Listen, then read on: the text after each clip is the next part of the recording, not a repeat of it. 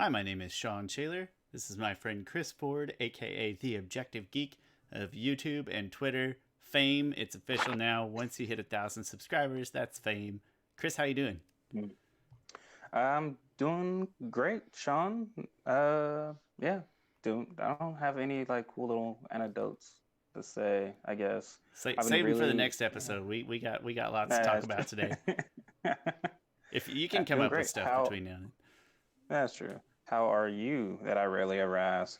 I'm great too. I had a nice Thanksgiving, and it was too short because we have to drive a long ways, and so I've been complaining about Thanksgiving. It's like a week later, for the record, as we're recording. By the time you watch, this will be like 2 weeks later.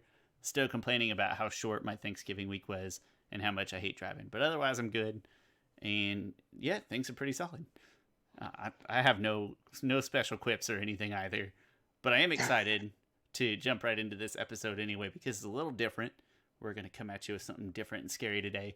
We're going to review Dragon Prince Season 3.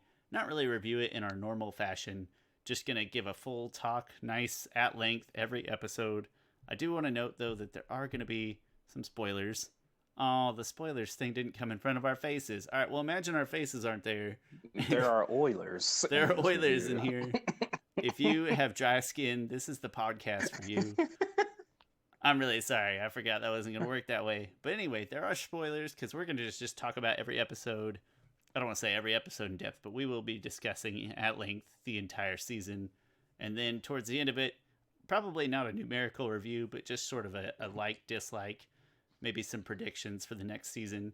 And it should be a lot of fun. So, going to do a little bit different episode this time. Next time, we'll get kind of right back on track with the normal stuff. But this is brand new. It's hot off the press or hot off the Netflix, whatever you want to call it. And I'm very excited to have this discussion. Any introduction, any opening thoughts you'd like to share? Uh, no. So, I mean, I do have a couple other videos out there related to Dragon Prince. I have a non-spoiler review. You can check that out. I have a spoiler review where I give my top 10 moments and my top five favorite characters and two issues that I have. And I have a couple prediction videos. But this video here, this discussion will be more so like on a in-depth discussions, episode by episode, like you said.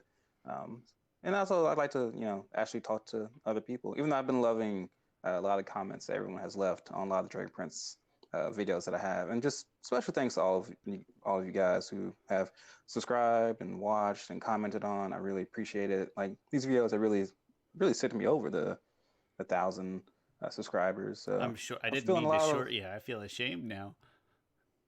I have 1,200 now. Are you serious? That's crazy. It Yeah, no, yeah, exponentiates it's all fast. thanks to the. Yeah. Oh no, if I look at my analytics, it went like, pew, and That's then awesome. boom. But that's. I But a lot of thanks to the Dragon Prince community. well, and I think also I won't say more important because it's important to me that your channel keeps growing, but more important to the Dragon Prince, it's great to see so many people engaged, seeking out content, Yeah. making those comments, caring enough about it to make those comments and have that interaction with you. I think that's the kind of good publicity the show needs to make sure it gets its full run Yes. and the full amount of attention it deserves when there's so much demand out there. Gosh, Disney Plus is already taken over the world. So any positive attention that we can bring back to the Dragon Prince on Netflix, I'm happy to do. With that being said, let's just go ahead and jump right into it. Again, not in depth of every episode necessarily, but we are going to touch on every single episode. Go ahead and get started with the highlights here. Hey, King Ezrin. I don't know why I put this slide on because I'm not going to linger on it there, but there's King Ezrin. And let's start with episode 1. I'm not going to try to pronounce that. Yeah, I am. Soul Regum, I think it's so Regum. Regum. That sounds better. That No, sounds very the thing Latin. is that I am not the best at pronunciations. Me So neither. one of my videos, there's a character named Runan who was in season one. He was Rayla's like teacher slash metaphor slash sort of father figure type of character. Remember him? He was trapped in the coin Vaguely. season one. But his name is pronounced Runan. In my review, I kept pronouncing it running. Like it's kept saying running. And so many people commented like, it's not running like he's jogging. It's Runan. I'm like, nah, it's running now. Hey, It's you're running. taking it with take it with the humor that you need to. I Yeah. would I would like to think that I'm okay at pronouncing names. I'm terrible at remembering them. I might be bad at pronouncing them too. I'm terrible at remembering names. I constantly call Claudia, and right now I can't even remember his name. Claudia and Soren, Yes. and I will constantly say Callan and Rayla when I mean Claudia and Soren. Just like I can't think of their names ever. I don't know why. I don't know what it is. I know very well who Rayla and Callan are, but I can't ever think of Claudia and Soren's name. I'm really sorry, Soren, especially. We'll get to that later, though, of why he deserves more of my Yeah. sorrow. I don't want to spoil anything in the episode here.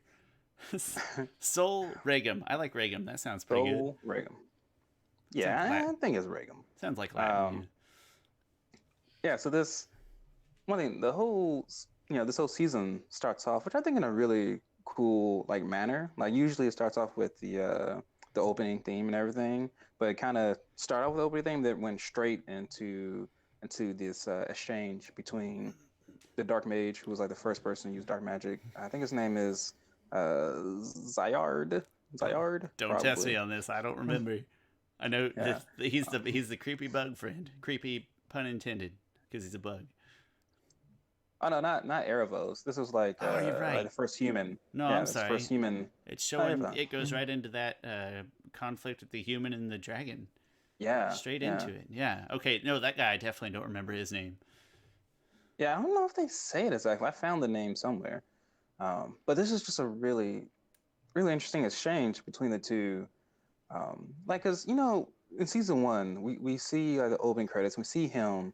I feel like we see him from such a different light, or such a different darkness, or shadowiness. Like he looks like, oh, this guy is evil.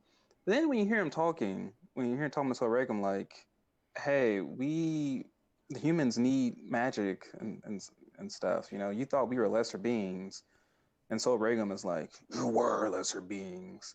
Like, like neither one of them are right. And I think this show's doing a great job of like portraying just that greatness of it all. I have a conflict to bring up with that in general later, but yeah, I will Okay. say up to this point, and even through this season, I think one of the things that sets this show apart is that the villains don't always feel like it feels like real. I don't want to say humans because they're not all humans, but you know what I mean. It feels like real people, gray area Yeah. type things, like the real world behaves, and that's a big part of the show in general. But I have some contention with that later on in this season. But here, it's absolutely true. That guy, it does a great job of that guy has a great point. They're starving. I think that comes up several times. They need magic just to be able to find and I don't know if to capture food or, but he like flat out says, yeah, we're starving and dying down here without magic. Um, Seems like he's got a pretty good case at that point, at least.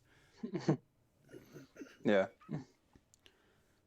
And then so Regum was just like, fine, if you're not gonna stop using dark magic, then I'll just go kill this whole village of people. Like, whoa, things escalated quite quickly there. So Regum, like, Comes out swinging. you, yeah, you are not a good person or Okay, a but good dragon. maybe he's sick of people coming up to him all day with like stupid requests, and this is like at the end of the day, and he had a really long day. People were asking him for money and stuff all day long.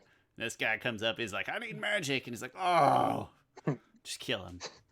We don't know, but no, he does. He sounds pretty terrible at that point, and he's pretty scary. Um, It's a horrifying. I don't know who does the voice acting for him, but it's a pretty horrifying voice.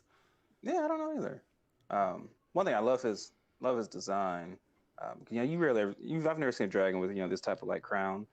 Also, at this point, it's not detailed in the show, but like if you look at some of the extra material, like Sol Regum was the Dragon King at this point in time. Like some of it says like it'll break out like the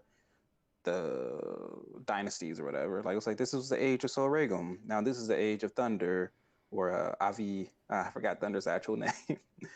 Avizandum, I think. I'm not Um, even gonna guess. That sounds great though. Whatever you just said. yeah. And so like, I'm guessing, after Sorghum is blinded, like he can no longer be the Dragon King. So he has to just kind of be a constant reminder of the terrible things that humans have done. Now I was surprised to see that the human died. Like so Rhaegon killed them with fire, like just completely obliterate them. Very similar to like Game of Thrones, how those dragons just completely just it just seemed like they killed them at a molecular level and they just turned to dust. But it, Um, it didn't. but Whatever the opposite. So like flash freezing is when you freeze something so fast that the water doesn't even have a chance to expand, so it freezes stuff differently. This is like the equivalent of this in fire form. It does it so fast they don't even have a chance to burn. They just disappear. I did really like. I don't remember what season that's in Game of Thrones where I don't. Gosh, I mess all their names up. But the Tarleys, Daenerys. where that dragon crisps the Yes. two Tarleys. Oh, that's Yep. really good. It's really good editing or whatever you want to call it. Really good design. And this feels like that. Yeah, I agree. Yeah. So just a really great exchange there, and then it goes kind of right into the present where Rayla and Callum are trying to get past Sol Regum because they're just trying to get through Edzadia and stuff. He's kind of just there, kind of blocking it. Well, Just right, just like Snorlax inconveniencing a path. yeah. I think the first thing that stood out to me though is you're supposed to get the impression that these dragons, I don't want to say immortal and live forever because obviously there's like signs of age and things that suggest not immortal, Uh, but obviously this guy's been around a while. yeah, I mean that was what I forget how long ago dark magic came to the world. Maybe it's like 10,000. It can't be 10,000. I think just 1,000 years. They say it, but I think maybe it was just 1,000 years ago. It just But even does a still, good a job of thousand like years is impressing upon you the longevity of these dragons and yeah, general power and horror. yeah. And then there's not that much to say about the whole Rayla and Callum trying to get past some deal. I did see a pretty good uh, similarities between that and Harry Potter when they're trying to get past the basilisks. That's fair. That's fair. So I thought you would like this since you're a much bigger Harry Potter fan than I am. I appreciate it, but I gotta be honest. I like dragons more than Harry Potter, so I'm not gonna do this great dragon a disservice. Just in general, I like anything with dragons in it, especially high fantasy stuff. So I'm not gonna do this dragon a disservice by comparing him to a mere snake. You know, I'm your snake, a yeah. mere snake with magical abilities. But yeah, I didn't think of that. I accept. That's a great comparison. The other thing that happened in episode one is Amaya. I love Amaya. Um, the aunt. She's like the really cool aunt. I've always loved Amaya, and they figure out that they can't keep patrolling this border between Azadia and the human world, and so she's like, well, we can't. Well, she doesn't say anything. But, Why sorry. don't you rub it in her Um, face, Chris? oh gosh. She communicates is that they that they have to blow up the like this dam or this bridge. They have to blow up this bridge, and then she comes into contact with the Sunfire Elf, Janai, and they get into a nice fight, Ooh, which look I love. amazing. Yeah, I I love. love One how thing, they let me. look. Yeah, absolutely love this fight. Absolutely love that Amaya's like, I'm gonna do it. I'm gonna have to light it myself. Um, she was willing to risk her life for this cause. So they have a really great fight. I love that Maya gets her sword from her and like uses it to ignite the bombs. And of course she saves her, knowing that she's outnumbered, she saves her. But that's the good thing they do, which I think in the long run really paid off. So I really loved this because I really loved their whole like they've been building like a little bit of tension. This isn't the first time they come across each other. They've been building tension even in season two. But just really love that fight.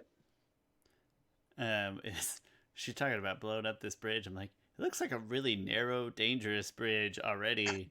I don't know if you really need to blow it up or you just leave one or two people standing there. But I get it. It was like, I wouldn't cross it anyway. I know it's an animated thing, but it looked pretty safe to me.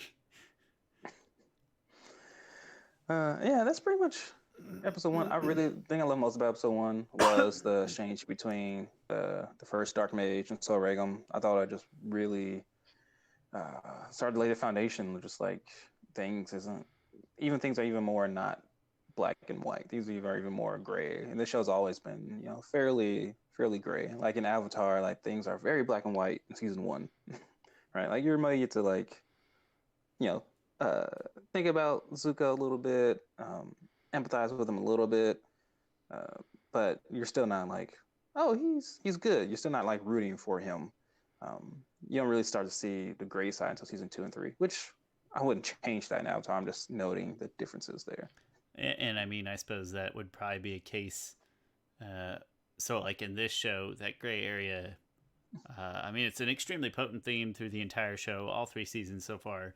I suppose you probably make a case in Avatar that outside of Zuko and Iroh and a few exceptions, it still kind of always feels black and white in a way for which I'm going to blame the villains, and I think most Avatar fans would agree with me that just the villains kind of being maybe not quite as fleshed out or as interesting as the heroes. That could just be me. I might be overstating, but yeah, great way to hook you into a third season and make me wish. The first thing it did for me was made me wish I had watched the previous two again right before this. Just Yeah. like to pick up on details and names, time frames, things like that. It's like I really should have just binged through the whole group, and I didn't, and I was very sorry. But then I got less sorry as the episode went on. That first opening scene though made me feel like I'd missed out on something. Yeah, a lot of people. It's funny. It's interesting. I think this that exchange between the two really changed a lot of people's minds about like the magical creatures, which some people from get go thought like, man, they're kind of both sides are fairly prejudiced in a sense, because neither one of them are innocent. Ooh, double entendre there. No, I'm kidding. Actually, is that considered double entendre? Anyway, um, but a lot of people are like, man, Saul Reagan was freaking racist. I'm like, yeah, you know what? He is kind of racist. A bit. I mean, if you're a dragon though, and humans could be food, it's you're gonna compare it to like me and a chicken. Like, no offense to the chicken, but yeah, I've got higher You are opinions. chicken. You are a lesser You being. are. I mean, but I need that chicken, and I accept that. But yeah, I think higher of myself than the chicken. But maybe I don't know. Maybe if I should give chickens more credit, and I hope PETA doesn't watch this video. And if you do, I'm really sorry. Man, I was eating some chicken today, and I was thinking like, because there's certain, man, we're getting off of a weird. There's certain like celebrities I follow that are like clearly vegan. I'm like, if I was eating this piece of chicken with them, they'd just be so disgusted. Like I was eating like the leg. Like it's one thing to eat like a piece of meat. It's another thing to eat like a leg or a rib. And that is like, this is the animal. Like this is a little It's part of very the animal. Now I'm clearly. gonna It's not eat like it. a diced piece of chicken. It's like you can No, see that chicken. I mean, it's off topic, but it's a similar-ish concept, except with the difference that we don't really yeah. communicate that well with chickens or cows or something. Yeah. But I Yeah, and even suppose that people, and I mean, I've had people bring up in some of my other videos about like dark magic. Like one time I had a video about how dark magic is a metaphor for like certain aspects of racism, and they're like, well, dark magic is like, what's the difference between that and like shooting a deer or something? You're taking his life. Um, but this I is a think there's great a little bit question. of I don't know. different there, but That's a stellar question. Well, especially I mean, it is a good, if yeah, you're talking about eating it, I mean they're doing it for magical sustenance, which to an extent we've seen a comparison. It can be abused, but not always necessarily. If we're to believe the first guy there, that I can't remember his name, that it is yeah. obviously has a place for good and utility. That's a really good question. I don't know. Also, No, it's a good question. I'm not we've gonna be like, no, you're dumb. No, it's is that good. what It's a you good question. responded? You told that guy to shut up and get off your channel. Uh, That's how I respond to people easily. You can tell from No, I'm kidding. I don't do we also, I mean, it has the name Dark Magic, which is probably a name given to it that. by the dragons. I don't think these people like did it the first time. Like, oh yeah, this is bad. Let's call it Dark Magic. Like, I don't think that the people probably think like, hey, I had to kill that animal to make this work and be useful to me. I don't know. It's a good This is theme though. dark eating. It's hold on to that thought as we continue to talk about this today and as you continue to watch the show, because this is a tremendous theme. Why's it gotta be dark magic? Why can't it just be animal based magic? That's like their marketing department got together like, hey, whoa, we gotta rename this dark magic thing. We gotta this it's not PC, guys. Come on. The Let's call human it marketing department's like, we gotta yeah, flip the script, make this sound better. What do you yeah. got? It's what Animal about magic. steal the life Yeah, force animal. magic? No, no, no, no, that's not good. Let's keep Yeah. thinking, keep brainstorming. What about organic magic? Ooh. Yes, organic magic. Uh, All right, yeah. I'm sorry, That's but hey, now it's important organic that magic. that's the point of the first episode, though, is it establishes some really important ideas that they're supposed to stick in your brain, and they do. For the record, if you haven't Yeah. watched it yet, they definitely do. So good job, first episode. Even if the middle part with escaping the basilisk with the rock, aka the Yeah. dragon. I said basilisk. I meant the dragon, but I was thinking about the basilisk. That part is a little bit slow, but um, not bad necessarily. Just it's a bridge between two other storylines, kind of. Yeah. All right, episode 2. Main points from episode 2, which is called The Crown, which I feel like that's just Netflix trying to promote themselves. Like, make sure you watch the show The Crown. Which I've never watched it before. I haven't Okay, either. so I mean, I feel like I knew right away what you meant, so it's working. Good job, Netflix. yeah. Some of the main plot points from this episode: Ezran takes the crown as Prince Cassif arrives, um, and Ezran also decides not to go to war with Zadia, and also pardons Claudia and Soren. So I loved a lot of stuff about Ezran in this episode. Like I love that speech he gave. About you all knew my father as the king. You knew him as a strategist, as like a war person, but I knew him as my father. He was loving and everything. And the thing I love about that moment is that I feel like as each new generation comes along, they need to not necessarily hold themselves to the same standards that were achieved or the same standards from their predecessors, right? You need to aspire to their great ideas, not necessarily what they did. Like my father was a great father, but you know what? There's things that I wouldn't do that he did, like Let's be whooping honest. your There's kids, things stuff like that that. when I think about my parents, like they probably did certain things because they had to, but everybody wants to do Yeah, things a little differently than what. Like nobody's 100% happy with what they do. So like maybe you're striving for exactly. the Yeah. ideals that they wanted for you, not so much what they had to do. Yes. Yeah. Hashtag deep. Sorry, Um, that got real right there. I'm not oh sorry. yeah. This podcast, we get in here. So I also love that, which is coming up. Why I'm gonna hate a certain aspect of the season. I don't want to say hate's a strong word. Um, Ezra was like he felt at first. At first, the crown seemed too big for him, right? Like he didn't even wear the crown. It seemed like something he couldn't do. And then Prince Cassiv comes in and is like, listen, we need to go to war with Azadia. Other people are like, listen, we need to do something about Claudia and Soren. And also, we need to go kill Varen. He says all these things, like all of this is the weight on the crown. He looks like he can't handle it. And then he gets up there, puts the crown on, makes a decision, and boom, he's king. So I loved that aspect. And I will get back to why, because I feel like he went on a journey there. He had some adversity. He he and he got over that. And gosh, I might be mixing it up with the next episode when he essentially exchanges himself. Is that the next Yeah, episode? yeah, Okay, yes, sorry. Then I'll hold my point for that time. Then no, this is okay. a. Actually, that's episode 4. Actually, Oh yeah, man, I'm getting them all mixed up. He made yeah, great. it's He okay. made choices that reflected his character both in the way that we wanted to, as like an innocent kid that I think has grown on probably most viewers at this point, and also reflective of I don't know how a normal kid would act because a normal kid's not going to be in that situation, but it felt like the decisions that character would have made Yeah. felt real or good. Yeah. So I feel like this episode was like really mostly all about Ezran and his taking on the crown.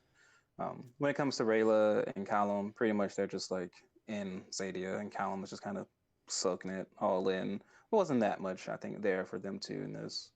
which is why it is called The Crown. That's fine. That's gonna happen. They were Yeah. subplot B in this one. Oh yeah, definitely. Yeah. Anything else you care to add on the episode two? No, these especially in these middle episodes run together for me so bad. Other than like the first one, Yeah. and I'm gonna say the last three stick out, but these middle ones, so whatever that'd be, 2 through 5, Hmm. just run together, or 2 through 6, give or take. So no, I have no Yeah. additions. Okay. Episode three, Ghost. So in this episode, Rayla returns home to find out that she has been ghosted. I Um, love this idea. no, yeah, I think it's a great idea. It's sort of like being banished, but worse. In my Right? Like mind, Zuko's like when banished. kids, like if you're a parent, I'm not a parent. You're a parent. Your kids are really nice, so maybe they don't do this. But when your kid's so angry at you that they just pretend that you don't exist, like they're not going to listen to you, they're not going to look at you. It's that to the extreme. Some kids like no, they don't even exist. I love it. I think there's some Like, poetic justice in there. but I think it's like so haunting and worse than banishment because you are still home, but you're not home. Like it like it sticks you, kind of hits you twice. Like you can see all your loved ones, you can't interact with them or anything. You ever see those YouTube videos of like parents pranking their kids into believing that they disappeared? So essentially, everyone's in on the joke, right? So there's like So five. they drop the blanket from over the kid, and then they're all like, "Where'd he go?" and like that kind of thing. Yeah, What a yeah. But horrible like thing one, for parents to do. You stop throwing cheese at your kids' faces and stop pretending your yeah. kids disappeared, you monsters. But like one time I saw a video, this person's like, oh, fine, we'll take a picture of you and we'll see if she's there. And like they take a picture and they look at it and the girl walks up, looks at the picture and she's not there because beforehand they took a picture of the person Nice. just still not. And that's so hilarious. And like one girl started crying, like she was like just lost, like, oh my gosh, I'm disconnected from everything. I'm a ghost. And so that's why I'm reading it because I feel like this is like Rayla in this case. Horrible. Like she's completely disconnected from her family. Chris, don't ever do that to your children. I'll be so disappointed in you. No guarantees. Okay. No. For context though, I pretty much I like verbal and visual comedy, but I hate practical jokes. I despise them. Mhm. I'm not gonna say I almost dumped my wife over a practical joke, but it was way too early in the relationship to be pulling that kind of nonsense.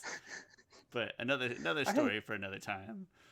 I hate practical jokes that are like what you like. So there's these group on YouTube, like they'll go around the hood, right, stepping on people's Jordans, which What? no, don't do that. What? Um, and so like dudes will like punch him and they'll be like, dude, calm down. It's a joke. Like, No, no, you you actually literally just stepped on. stepped on his shoes. That's not a joke anywhere. I mean, Yeah. it's worse in the context, but you don't just well, I meant it as comedy, so forgive me, I guess. That's not Yeah. how life works.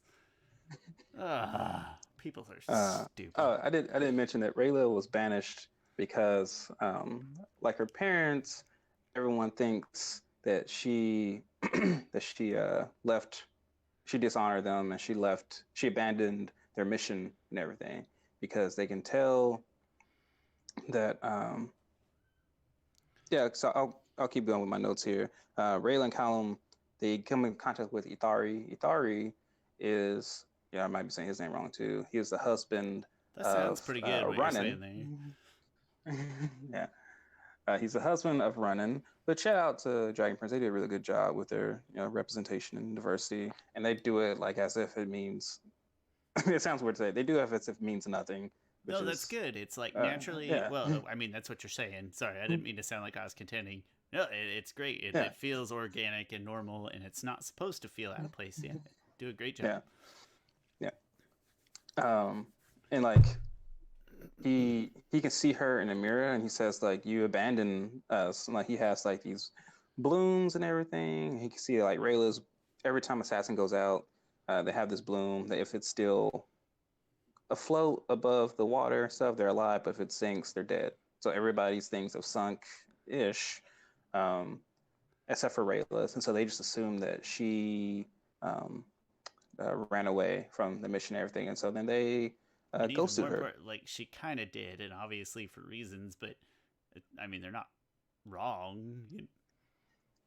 Yeah, yeah, they're not wrong. But I think still, it.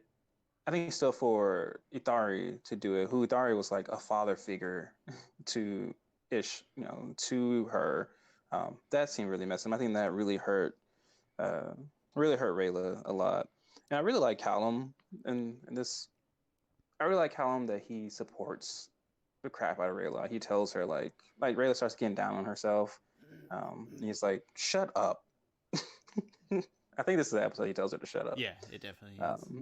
And just Wait like, a minute. listen, you are amazing, you're great, you're I think it is. I think wonderful, you're everything. I do believe that's the yeah. Then they kiss, which they didn't.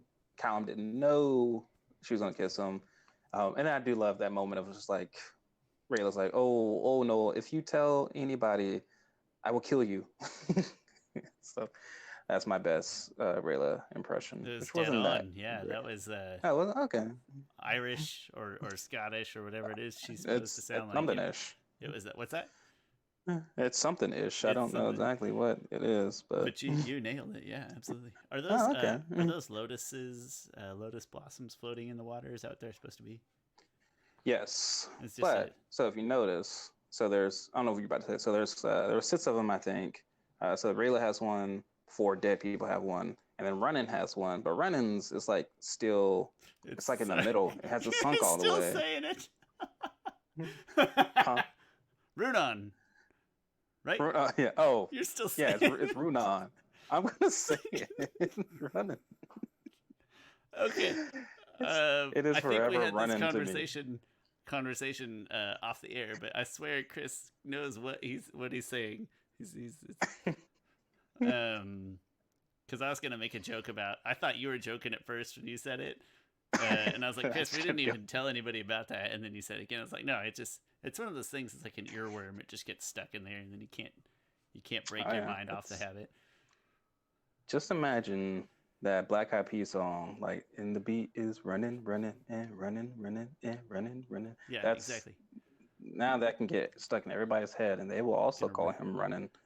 Um, And sometime there'll be some official canon that comes out, be like, no, everybody in the show was mispronouncing it. These guys actually had it yeah, right. It was running. it's a, it's the whole Ra's al Ghul / Ra's al Ghul thing. Ah, Like, I know. I think at one point you told me. I don't want to say that you supported Raish, but you provided evidence as to potentially why it should be pronounced Raish, and I hate it. I think it sounds dumb. I just like Ra's al Ghul better. It sounds better. Ugh. I like Ra's al Ghul better, but Ra's al Ghul is like the proper Arabic Is that pronunciation. maybe that's where that came from? Yeah. Yeah, because it's Ra's al Ghul stands for the demon's head in Arabic. I believe it's Arabic. And so if you pronounce it with the Arabic pronunciation, it's pronounced Ra's al Ghul and not Raz al Ghul. Although I hate when people say, um, I hate when people combine the two. To me, it's like it's one or the other. But sometimes people will say like let's say Rosh al Ghul. I'm like, no, either say Ra's al Ghul or say Raz al Ghul. You say One or you the say other. America or you say Arabic. One of the other. Only slightly related, but a picture of Marianne Cotillard. I don't know how to say her name either. Came up on Marion my Cotillard. Cotillard. Is she French? I think so. Picture of her came Huh? up on my MSN newsfeed today, and it's just one of those things where every time I see her, I always like. I think she's very pretty. I like her a lot. Sorry, off topic. I Only was mildly I related. was I was thinking the same thing. Which is weirdly enough, I think at one point the creator of Talia al Ghul said was disappointed in her casting because she wasn't pretty enough. I'm like, what the heck are you What? talking? She's delightful, It and she did a great it job. might. Oh yeah, I loved her in that role. Okay. All right. So I'm not sure if this is episode or not that Itari. I think it is. So Itari does go back and meet. He finally like lets go of the spell, and talks to Rayla about everything. And and I do love when Callum is dressed up in an elf Callum costume, and he says like trees to meet you, and then then Yutari says, "Trees to meet you too." And Ariel says, Don't just don't stop it. support his," or I forget her exact words, I but don't remember. uh, I think you're on it there though. All I thought uh, was like, come on, Callum, you're better than this. yeah, He's not an idiot. uh, yeah. So on the flip side, plot B of this, Amaya was captured by the Sunfire Elves and taken to their kingdom, which is absolutely gorgeous and beautiful. It looks Like awesome. animation, I mean, not only is I think the animation is much better this season than it's been in previous seasons, but just the designs, like someone deserves a raise or something because the character designs and the the backgrounds and the layouts and everything are so beautifully done. They're so detailed and even though we've really only seen the Sunfire Elves place, it seems so unique to them. So The it's really beautiful. the animation was always good, and then here it just feels even like more lush, maybe, or more Yeah, detailed, or more fine. I guess I'm not sure what word I'm looking for, but it just feels like there's more to it in every sense. yeah. So um, Janai takes Amaya to go see the queen, which is her sister, and Amaya has to like look at this really sunstone thing and kind of pass that test. And I really love how Janai is like trying to kind of protect Amaya because Amaya did save her life, and she tells her like, "Listen, you have to look into the light if you want to live." And I kind of like I feel like Amaya can hear her in a weird way. I was scared there for a minute that Amaya was going to be blinded by it. Like, sure, they might let her live, but she was be blinded. I'm like, holy, you can't do that I you can't mean, make her. that would be, I don't want to say I cool. don't. Obviously, it would have been tragic, but kind of cool I, still. I just don't know how. I mean, I know there's people out there that can't see and also um, can't hear, but like that just seems really hard to find. Like, I just don't want that character herself to go through it because I love that character. Um, She would have just become even more I mean, yeah, like awe-inspiring. you said, it kind of would have been because if it happened, it probably would have been like a short-term thing, and it probably would have like taken her down some really cool character like development, or it probably would just make me like her even more. I don't know. I I didn't guess think I'm. about it until you said it just now. I did not have that idea, but now I feel like I've missed out on something. Like, oh, what a missed opportunity. No, it's fine though. She's already great. All right, but she does pass. Oh yeah, and they do have this little other elf there who ends up learning to speak with her. That's all The really intern interesting. elf. Yeah, pretty much.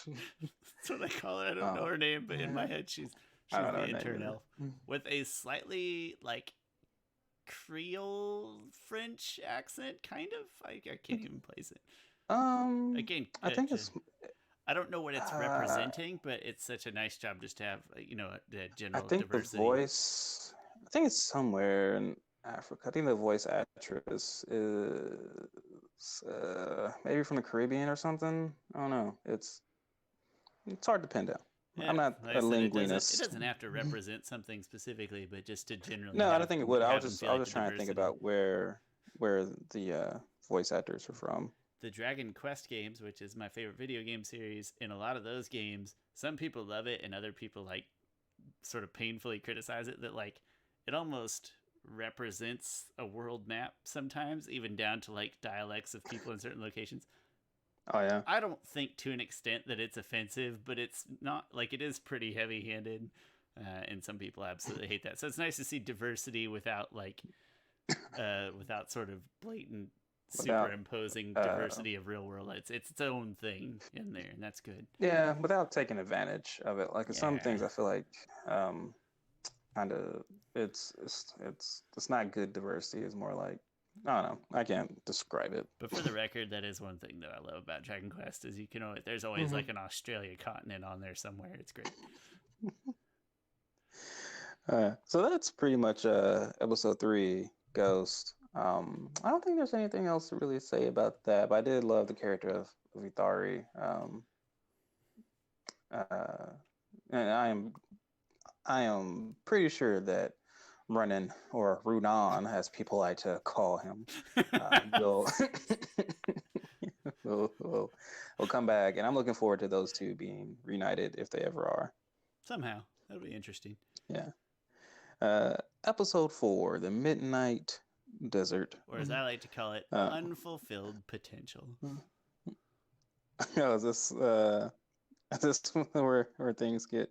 Oh yeah, so this is probably my least favorite episode. When I was trying to write these notes, I realized It is that my most um, slash least favorite episode somehow at the same time, and I can't even explain it. But I have a rant, not a rant, but I have stronger feelings on this episode than some of the others before or after it.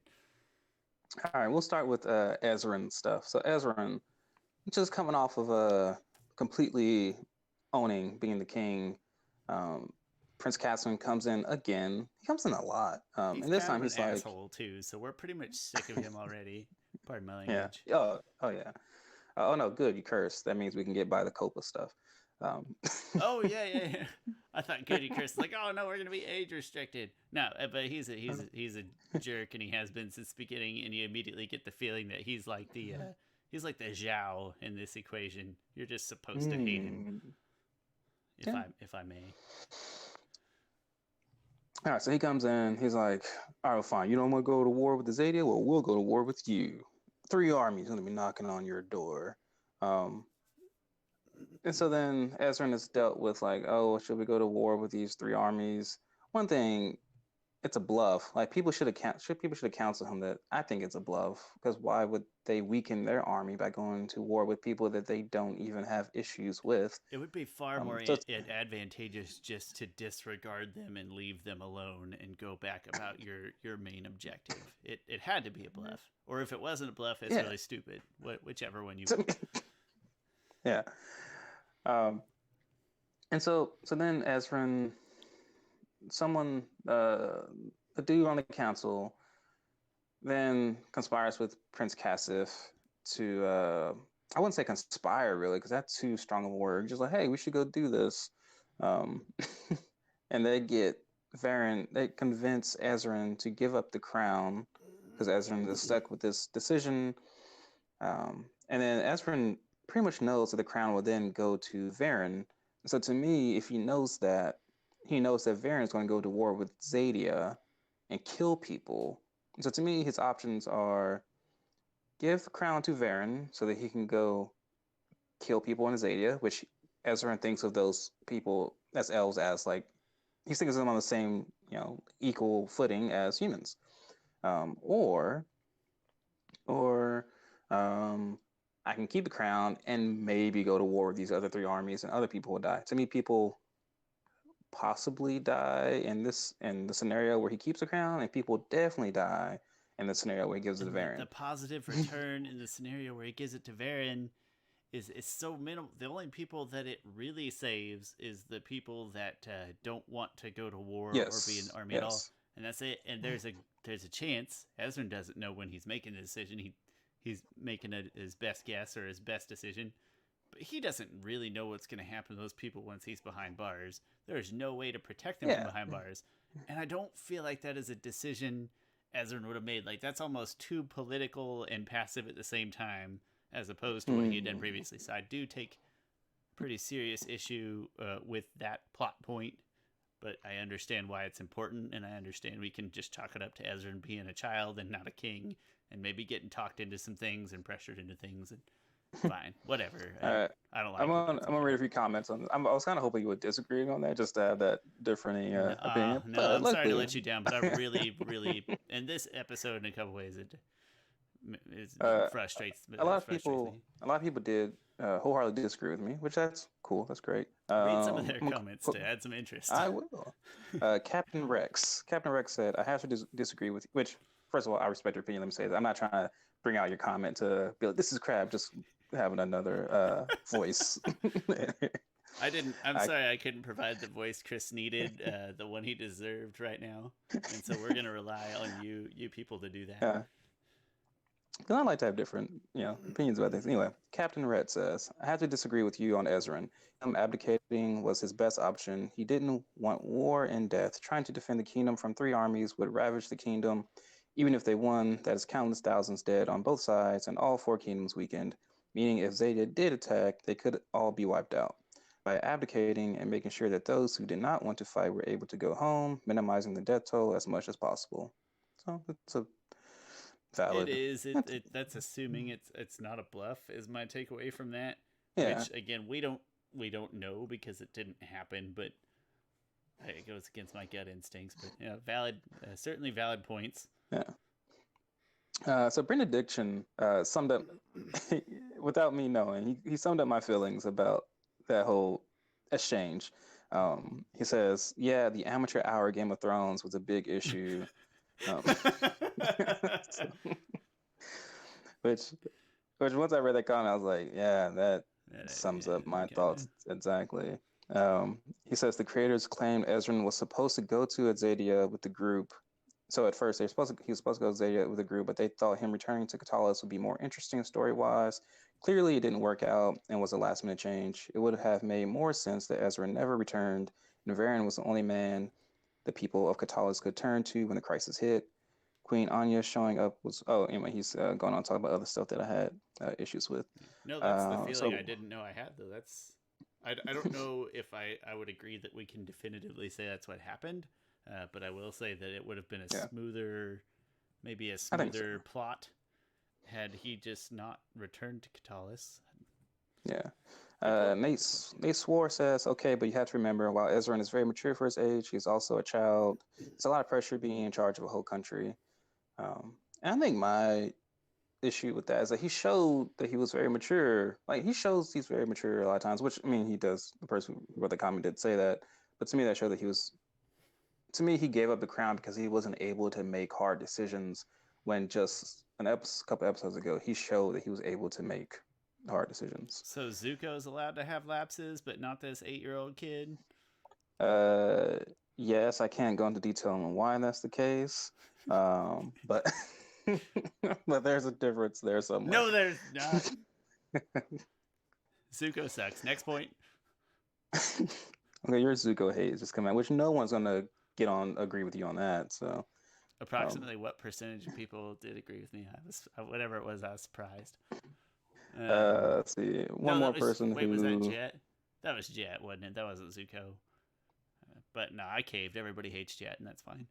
And anyway, it is a fair point, and that mentally, what I chalked it up to help myself sleep at night, for lack of a better term, was you know what? Yeah, he's a kid, and maybe naivete. Like he made some good decisions previously, but still naive, I guess. hmm. One person really disagreed with me because I called it kind of bad writing. He said, Mark Brown says, it's not bad writing, it's realistic writing. It makes sense that Ezran would make a bad or stupid decision since he's a child. How would a child be able to successfully rule a kingdom who has no political experience? Varen is in the wrong. Anyway, um, yeah. So feel free to disagree with us on things. Great comments. There's Thanks for yeah, the great comments. insightful comments. I like seeing comments Yes, with some meat on them. yeah. I think I would have liked if like Varen actually played a good role in the Game of Thrones, right? If he actually was diabolical and snatching the throne from Ezran rather than Ezran just giving it up. Um, Also, why did Ezran let like? Also, I hate it because Ezran could have abdicated the throne to anyone. He could have gave the throne to dang it, I forgot his name, dude with the dreads. I forgot his name Um, too. That guy's awesome though. And he is, yeah, he's got like a hook shot as his weapon. That's sick. Or like yeah. a kunai and chain. Yu-Gi-Oh fans out there, kunai with chain. I don't remember. Even I I'm don't. probably butchering that pronunciation too, but you know what I'm talking Yeah, about. yeah. Anyway, so that's that storyline. That's the storyline that I hated the most in this season. But I can get kind of past it. It at least it is contained to one I think episode. so. It does not linger. Yeah. We get it over with, and like that one guy said, maybe it was some change of writing, change of heart writing, or something like that. Long story short, it'll be interesting to see how that ages, or if any sort of unsuspected. What am I looking for? Unsuspected results, or I'm looking for a more negative word than results happen in the future because of No. that decision. because it All did right, then on. doing it that way Oh, did get the few people out of the castle um, that would have still been in Katalis at that time, but I'm yeah. sure they would have Oh, made their way you out know what my anyway. issue with that is that so people of Zadia, like humans, really don't like Zadia. Like they've been at war forever, right? Varen isn't evil because he wants to go to war with Zadia. Like they've been at war. Like Amaya was at war with with Janai, like just It's an like a episode ago. nurture type thing. So to me, why would soldiers just give that up, even though they were fighting against Zadia all along?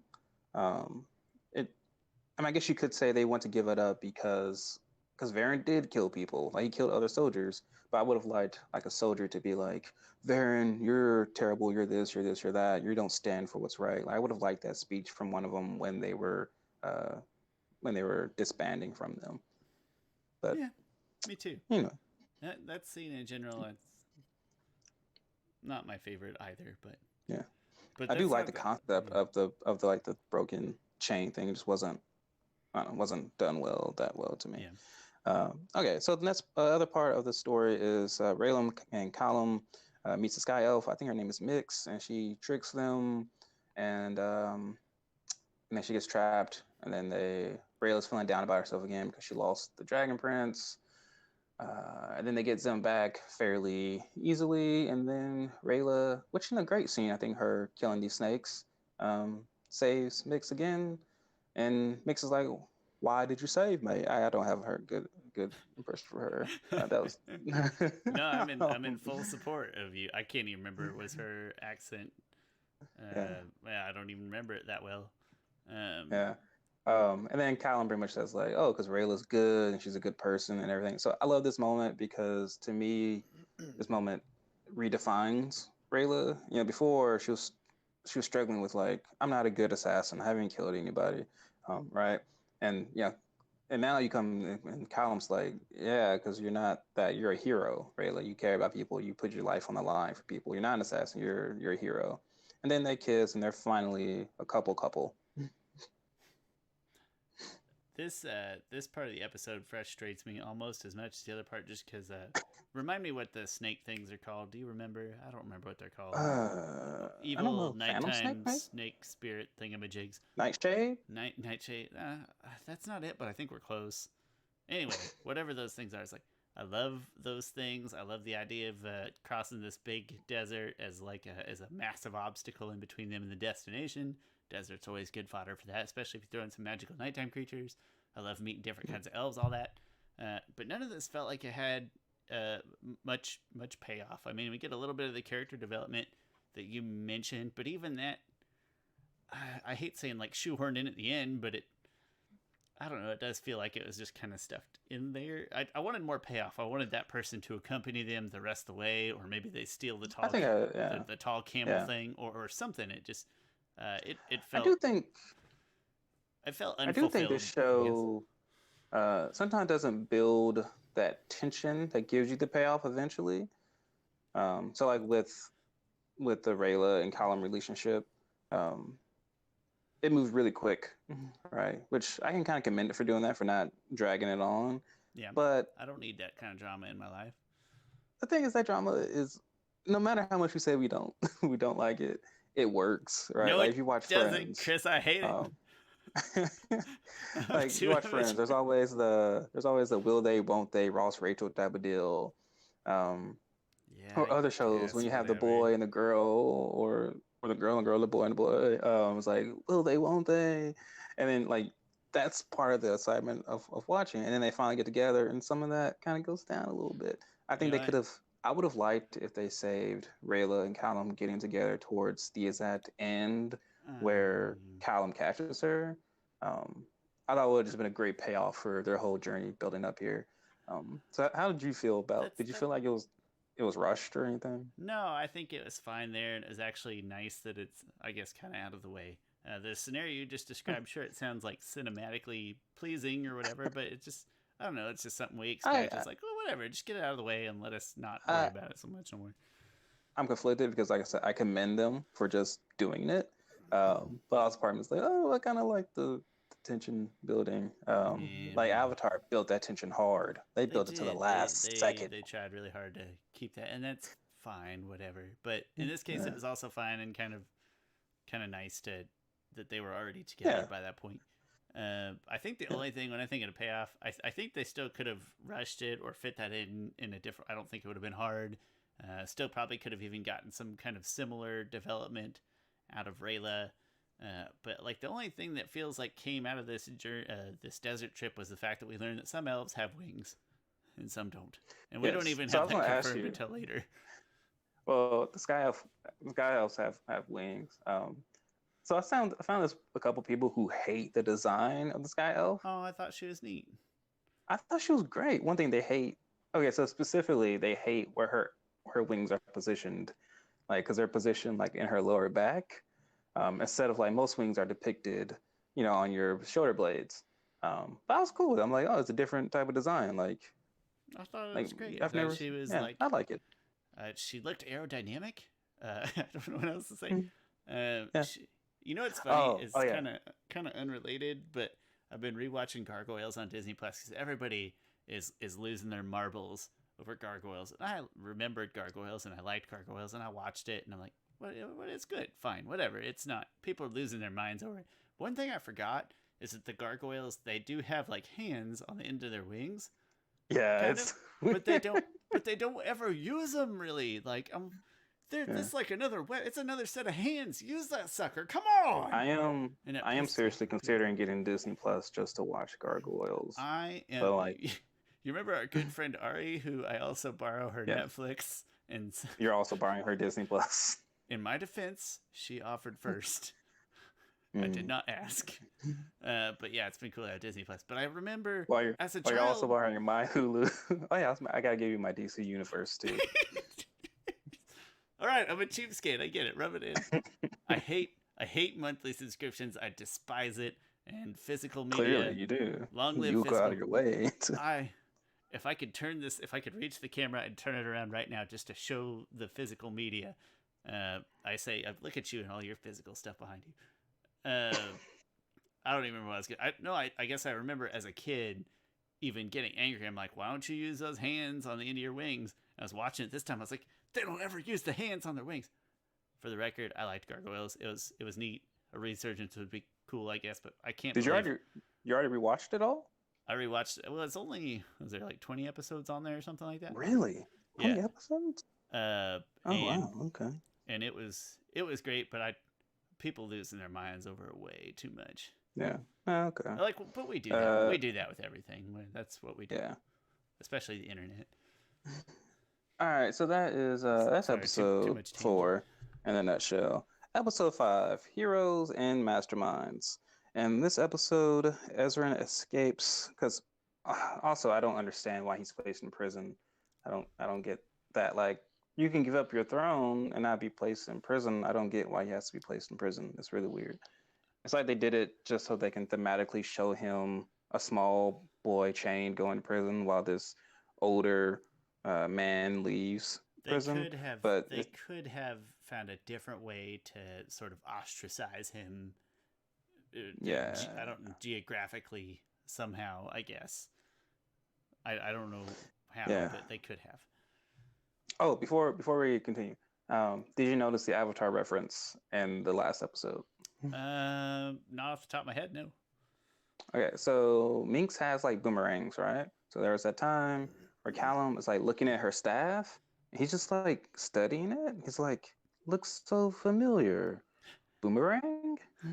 And Callum, if you know, is voiced by Jack Desana, who voiced Sokka. No, it went right over my head, just like a bad Sokka joke. That's funny. I like that. Which I have a noticed the theory lotus video. blossoms, and that. Come on, give me some credit. I have a theory video coming out probably by the time this video's out. That's Nope, I'm gonna quash that theory. They're not related, Chris. Stop it. Different nope. universes. It's a tinfoil hat theory. You'll see. I mean, it's plausible. That's all I'm gonna say. You know what? You want a dissenting opinion? I don't even know what your video is about, and I'll provide it already. I'm ready to crush it. No, waiting with bated Uh, breath. What does that yeah, saying mean? Waiting with bated breath. Am I even saying it right? I think you Different, are. different Speaking of topic. bait, no, I'm kidding. Bait. We don't need to talk about bait. Bait. Yeah, I can't wait till we talk about him. But that's later.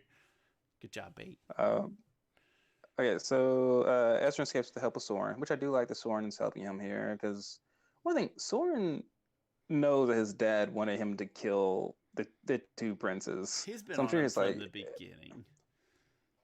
yeah.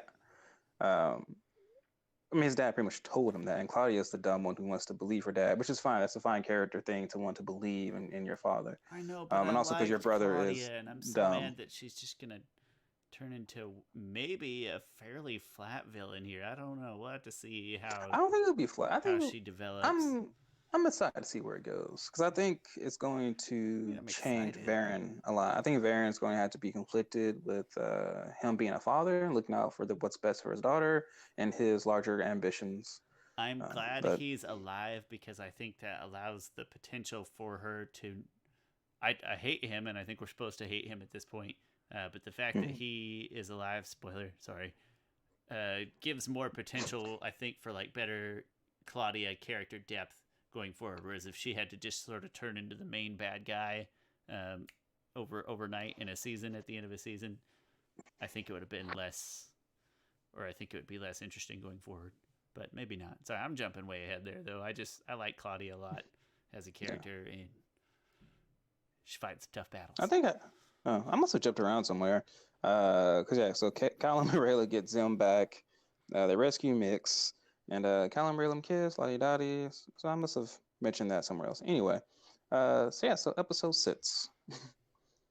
Episode 6 is Thunderfall, So and what in happens in the this, heroes and masterminds then? I'm getting them all mixed up too. Heroes and oh, that was my masterminds. fault. Here in Heroes and Masterminds, Callum and Raylan get Zim back, and they rescue Mix, and then Callum and Raylan kiss and everything. So the Midnight Desert, that desert It's a stuff is two-part sort kind of. of split into two, or split across two. Yes, Okay, they and mix a lot in my head. I'm not gonna point fingers at all because it's basically 2 through 5, 2 through 6. They're all mixed together Yeah. until we get to the mountain and Soren kind of turns the other direction. That's when stuff starts piecing Hmm. apart a little better in my brain. Like Yeah. here, give or take. That was my bad segue. All right. Thunderfall is pretty much just one thing. So Erebos is one thing I really liked Erebos this season is that we got a lot more, I think, character from him. Like he's not he's not so like mysterious, and he's still mysterious, but we just see a little bit more of his He's personality more of an and stuff. extroverted uh, bad guy at this Yes. point, Yeah. not just like an Like underlying spirit that we know is going to be bad, but we haven't seen it sort of yeah, explicitly. like I'm loving these conversations he has with Varen. He's like, "Oh, how did you get rid of Avizandum?" He's like, "Oh, his name is Avizandum. We called him Thunder."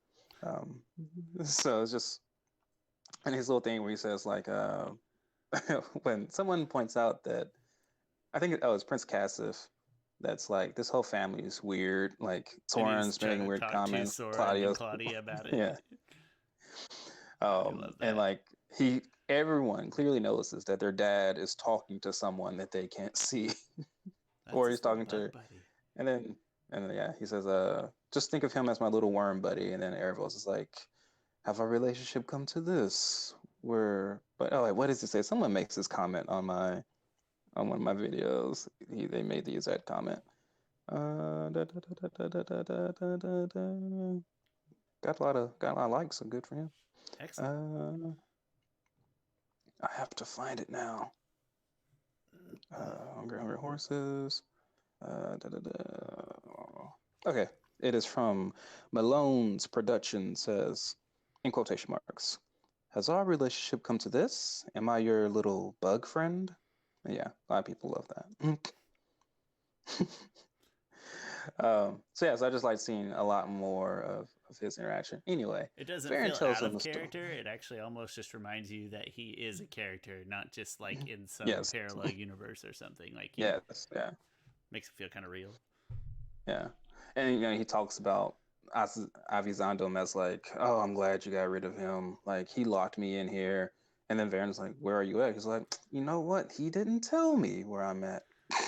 Like just which Just here. adds to it. Like as much more personality we get from him, he still has so much mystery to him that we're just like still not sure what he did exactly. I mean, we know he provided dark magic, although they haven't said that in the show. You gotta like read other stuff to know that dark magic to humans, but we'll get even more of that. So Varen tells the story how he went to King Harrow, and this is years after Thunder killed Queen Sarai, King Harrow's wife. He's like, "Oh, I finally figured out how we're gonna kill Thunder." Like King Harrow at this point, he's kind of happy and content. Like just the more Varen is just like jabbing him, like Queen Sarai needs revenge and other things like that. Like that content turns into like I need vengeance. It's just an interesting story of how like vengeance eats away at you. Aang had a really good saying in that episode where he's like, "Revenge is like a two-headed viper. While your enemy gets bitten, you also get bitten." Something like that. I Um, can't remember the quote off the top of my like I know the quote that you're speaking of, but I don't know yeah, exactly what it it's said. this episode where he's talking to Katara What you about said not sounds trying to go great though. find. Yeah. He's like the monks used to say. Oh yeah, got it. Yeah, he says. I'm still gonna butcher it, but it's like the monks used to say, "Revenge is like two-headed viper. When your enemy's getting bit, you're getting bit also." And Zuko's like, "Whatever, Mr. Goody Two Shoes," or something like, "We don't need airbender monk teachings, nursery rhymes right now." Something to that extent. Just further proof Um. that Zuko's a jerk. Anyway. Um, all right, so pretty much, it's pretty straightforward. Like, although I like what he has to gather together to form this weapon. He has to get like a unicorn horn, the blood of like a loved one, and also Queen Sarai's staff. And they pretty much just go to straight up murder Thunder. And one thing is a great scene of Thunder slowly turning into a statue I do like that a and lot. like reaching out to to reaching out to his nest. Um, Interesting enough, the Dragon Queen was gone. Don't know. They don't explain why she was gone. I hypothesized that she went to the store. I also hypothesized that she was having an affair with Sol Regum. Um, but that but that Thunder was cool with it because they're dragons. They don't live in They don't have to prescribe to our social yeah, paradigms. Yeah, that's fine. Whatever. yeah. And maybe in their mind it's more about survival. Whatever. Yeah, Uh, exactly. I But like she the was store one probably better though. Like, honey, I'm gonna go get some milk and cereal. Would you watch the kid? And she comes back yeah. and the egg's gone. She's like, 5 minutes. 5 minutes you couldn't watch the egg. Something like that. Oh gosh, yeah. Somebody made a comment similar to that on one of mine.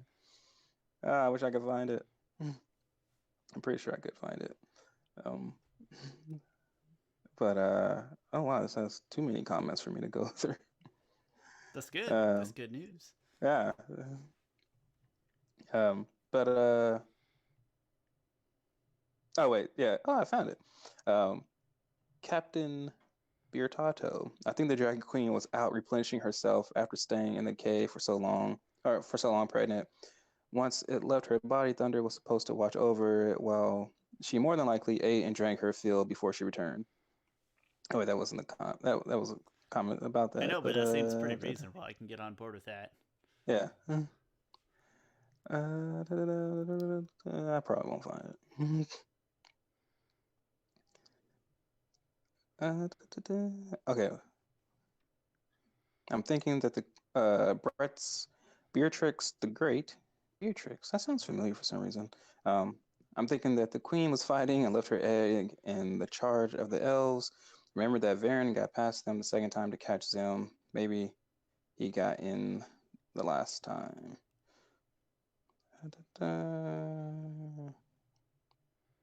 There was one comment I can't find it. I can't wait for. I think there's. Oh well. Um. Yeah, I'm not gonna find it. But I'm always gonna keep on looking though. Anyway, I have to stop now. Um. so yeah, so that's pretty much. I feel like that's pretty much the episode. It's just going over exactly what happened, and then yeah, then Varen is like, Quote, "Well, pretty hey, much we the should go." episode, end quote, like with a bored voice. Chris, we just saw a dragon die. He turned into stone. He died. It's like practically immortal thing. It was awesome. I mean, it's sad because I like dragons, but it was awesome. Loved this episode, beginning to end. I loved Yeah, the yeah. mastermind evil Varen being an a hole and turning a good guy into doing bad things, like a moment of weakness, but it developed in a way that felt real and relatable, and you felt really bad for King Harrow. And I love seeing the dragon die because it's really cool. And the whole this was one of my favorites of the whole season, I think. Oh yeah. I don't think I have anything else to add to the episode Thunderfall. Okay. Which one? That's a great episode title. Oh yeah, it But is. Thunderfall. Sounds like an XFL team name, kind of. all right, so then on to episode 7, Hearts of Cinder. Um, I think this is a really part of this episode, really good episode. So Varen and all his gangs of people wants to. Erebos tells them to go to the Sunfire Elves place because he needs something from there, and he pretty much um, gets in there somehow. And Erebos takes over the body of somebody, and he gets like that staff light thingy, and then he straight up kills the queen. Which one thing I love her design. It's probably my favorite design in the whole entire show. Um, but he tells her like, because they get in just by saying like, "Hey, we know what happened to your grandmother, who was the queen before," and and um she Erebos goes up to her and like he whispers something in her ear, and I don't know exactly what she said. Apparently, you can figure it out if you listen closely enough. I don't remember or know what it is. But she seemed shocked, as if I feel like this was Erebos' like coming out party, right? It's like I am Erebos. Like it's one of those names that is like heard throughout all of history. Like people, I wouldn't say it's not on the same level of Voldemort, but like it's No, not because written in any everybody knows history book. Voldemort, but But nobody knows who. Like, she's the first person to really know who he is, right? Like, nobody else has had any indication of this past evil spirit, except for the elf queen and the dragon. yeah, I mean, I would think that like a lot of the elves probably know of Erebos, but he's been locked away forever, so they don't even think about anything of him. And That's right. When Varen sees him, Varen doesn't know anything because his names have been literally erased from the history books. Um, Especially if Varen's like on the American side and Voldemort's over there in England. Maybe it's not as big a deal.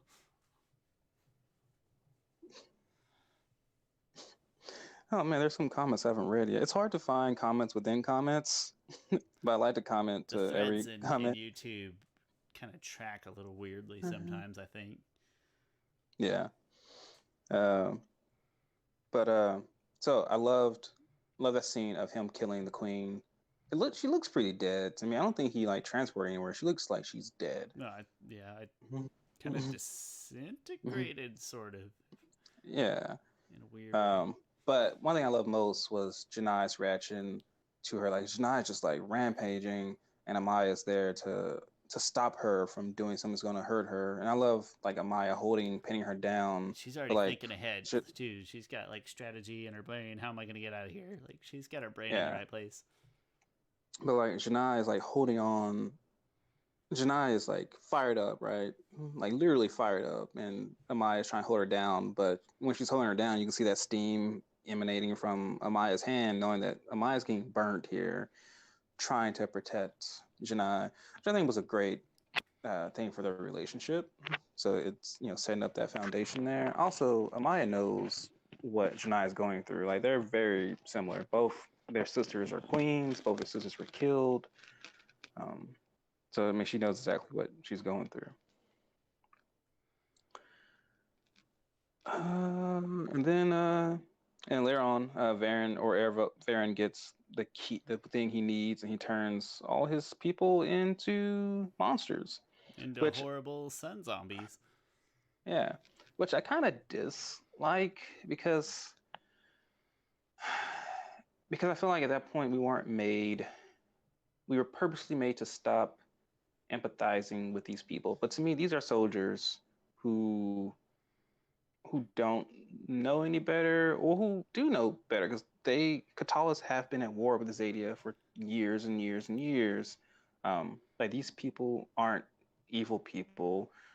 They're just as innocent as Amaya was, a couple episodes ago. They're just as innocent as King Hero was. I still Um, wanted them to feel like, say, real people, so to speak. yeah, Maybe you could have yeah, made Prince Kasif, or however you pronounce his name, he could have been a monster yes, too, or a few of them yeah. become kind of I think a sacrifice few of them. their spirits for Yeah. monsters, and it would have worked fine. And they still would have had like the advantage in the later episodes that we needed to Mhm. see to have that diversity or whatever. Maybe even Yeah. stronger, because then when a bunch of them, gosh, I'm giving away, when a bunch of them die later, or we think they die, they don't actually die. Maybe it would have been sadder because they were just real people and not horrible Yeah. I monsters. But mean, I don't know. I guess it would have put them in a difficult situation. And so like I feel like and this happens all the time in movies and stuff. Like you want to give some cannon fodder out there for our heroes to destroy and not think about or empathize with at all. Like in Avengers, you have the Chitauri. You In need a Justice Foot League, you Clan. You have gotta have it. yeah, nameless, faceless people who the audience don't care about if they die or they don't even care that our heroes kill them. Like in one case, one time Batman kills a member of or at least his actions leads to death. Why can't I think of their names? Gosh, I'm a DC fan. Darkseid's. Um, oh, I'm so mad at myself that I can't think of their names. I'm Anyway, just disappointed. I can't help you at all. I'm sure. I don't know. I'd have to. Apocalypse minions turns them into anyway. They're like monsters. Um, but like Batman kills he leads them to their deaths at a certain point. Like Darkseid shoots his Omega beam at Batman. Batman like he like say this is a parademon. That's what they're called, parademons. It's um, killing you inside. yeah. Um, he like trambles on one and then jumps off of it. So Darkseid's beam hits the parademon instead and it kills the parademon. If that was a human, even if it was on the opposite side, Batman wouldn't do that. But they make certain characters so that our heroes can kill without remorse. It's true. I mean, I go back to the Foot Clan in those movies. That's just Yeah. teenagers. They're just lost children. And they're Yeah. getting beaten up by mutant monsters. Oh, those poor kids. Yeah. All right, so that's episode 7. Episode 8, The Dragon Guard. So Ezrin, Callum, and Rayla, they're reunited. I forget exactly when they were reunited. I think it was this episode. And they made the Dragon Queen, but she is asleep. And because she was so depressed because her husband was killed and her son was killed, that she just been in this long slumber. We're supposed to Uh, imply, I think, that's like a coma too. It's not just like a regular nap. Like it's sort of a fringes yeah. of death kind of coma. Yes. Yes. We're It's supposed to be yeah. I worried. think yes. And I think that does a good job Yeah, it of does well doing enough. that. Especially when they actively try to like wake it up and they have Zim there and everything, and it still doesn't work out. That helps. Like in your head, you think, oh, are they gonna bring back her baby and she's gonna like snap right out of it, and she doesn't. So Yeah. it does. It works. Um, so we get a good history of Rayla's parents. They're part of the Dragon Guard, and they, they were told. I don't know how. Anyway, it is known, falsely known, that they abandoned their Dragon Guard. But actually, opposite of that happened because Rayla is like worried. Rayla is like doesn't want to be like them, or she feels guilt about them. She feels like she has to do certain things because her parents didn't do them, because her parents weren't honorable. But then Callum somehow through the power of magic, which I mean, makes sense in the show. I just don't remember it. Um, he sees what happens and sees that they were there, they protected her, and this other Sky Elf guy, he went away. He was a coward. So if I had to guess, like he was the one who was like spreading the lies that they abandoned the Dragon Queen and everything. Although if that was the case, they would have survived, right? So like you're either if you're here, that means you if if you're alive, that means you're the one who abandoned Had to people. be a You're either pretty good, dead. whatever story Yeah, that guy made up. It had to be a doozy. yeah. Um, but so Callum sees that they were actually real heroes and everything. Also, you see that they came in contact with Varen, and I'm pretty sure the Varen turned them into coins and just didn't kill them, even though we don't see what happened. I, mean, I feel like we purposely don't see what happened. I didn't think that Um, at the time, or that thought didn't cross my mind. But you saying that, like, I have no issue believing that could be true. Yeah. yeah, because even when in this episode when Varen and Rayla are kind of fighting, he says like, "Oh, I do have more room in my pouch to add more Moonshadow elves." He already has running, and he feels like he has a few more. Um, I can't tell if you're doing it to be funny now, or it's just still the oh earworm. gosh, Uh, no, Still, nope, not doing it all to be funny. it's an earworm, Chris. It's a bug buddy. Huh? It's appropriate. Ah, I see what you're okay. doing. Very subtle. Yeah, I'm doing this on It's a metaphor. purpose. Yeah, it's a metaphor. Sorry to interrupt for something stupid. I'll stop. That's right. I was like, no, I think I was like, why are you laughing at me? And I was like, oh yeah, because I'm saying running wrong. I'm laughing because I thought you're doing it to be funny at this point. Whichever, you can pretend you are. I'll buy it. Okay. At first, I Running, thought you running, laugh at me running, because I running, was running, doing. Oh, running. you can't see my hand. You can't see my hand anyway. But I'm holding up a fake piece of coins, but I'm holding it like this, and I did a certain gesture, and I thought you were laughing at me when I did that. It's funny because we both do it from time, not a bunch, but we both do it from time to time where we like emote with our hands and stuff. And like, there's limited emoting room here, but Yeah. Anyway, so he tells Rayla that her parents are actually heroes and everything, and that inspires her. and he draws Um, it so that she believes that he saw it, and it's not just him telling yes, stories. And I really yes, liked that. That was a nice touch. yes, yeah, really good touch. Really like that he's a really great artist. I did too. Uh, all right, so then this is really the episode before everything happens. Janai and Amaya meet with them. I don't know. Oh no, I know. I think they mentioned why they went to the Dragon Queen. I think they mentioned it because other than that, I don't know why they would go to the Dragon Queen's lair, not knowing who or what is there. But I do think there has to be some piece of dialogue on why they would go there. Maybe there's not. Piece of dialogue. That's funny because she can't talk, Chris. What? I don't remember why either, but I mean it's easy to sort of brush away to that's where they're Yeah, headed, head them off there or something of that to that extent. yeah. But okay, so one of my favorite moments is one thing I love about the show. I love and hate it. Is that Amaya? She speaks the sign language, but they do not go out of their way to like put captions or anything there, which I'm fine with because you know what, deaf people are often not given captions or anything for themselves. So like, I'm fine if I feel out of the loop. That's fine. I shouldn't complain, which I don't complain. But I do like to look back and read exactly what Amaya was saying. But when Amaya lands and she sees Rayla there, because the last time we saw Rayla was in season one, and Rayla they had pretended that like Rayla was kidnapping them. Um, like Amaya looks at her like, "I'm going to get you," and Callum's like, "Wait, no, no, it was all a lie." And she's my friend, and then Janai comes off of the really cool looking winged creature thing, and and Callum's like, "Oh, looks like you made a friend too." So Amaya says something. She signs something to the extent of, "She thinks I'm cute, but she won't admit it yet." Yeah, I would never Which pick up is on that. yeah, which yeah, I had to look that up. But to me, that's like some great um, planting planting the seeds, but like people don't even know those seeds are being planted.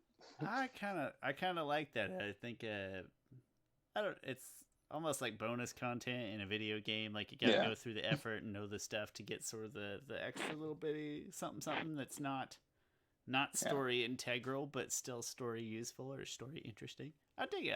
I'm gonna say I'm okay with that. Again, not something I thought of till you brought it up, but I have no qualms. All right, so that's pretty much the episode 8, Dragon Guard. Oh, also Callum was trying to turn his arms into wings and didn't work, which will come back and later on.